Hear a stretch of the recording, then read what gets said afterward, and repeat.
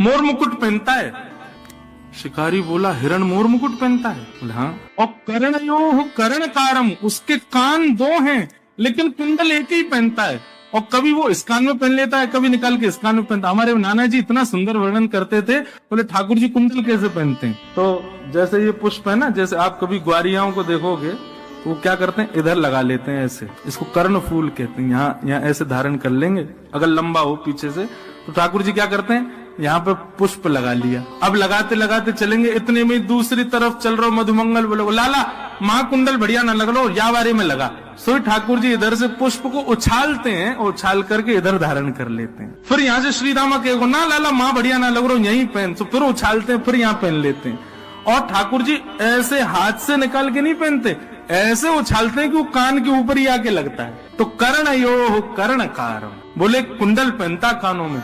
शिकारी बोला कुंडल पहनने वाला हिरण है? बोले हाँ। मोर मुकुट पहनता है, कानों में कुंडल पहनता है, और विभ्रदवासः कनक कपिसम, पीली पीताम्बरी पहनता है। शिकारी बोला भगवान मैं तो इतना बड़ा हो गया, मैंने ऐसा हिरण तो कहीं नहीं देखा। बोले और क्या करता है? बोले वही जयंतीम च मालाम, वैजंती माला पहनता है। और सबसे श्रेष्ठ उसका गुण क्या है? बोले रंध्रान वेणु अधर सुधया, बोले अपनी कोमल कर उंगलियों से आच्छादित करता हुआ छिद्रों को वेणु बजाता। आहा, शिकारी तो भाव विभोर हो गया, बोले भगवान ये हिरण वेणु भी बजाता है?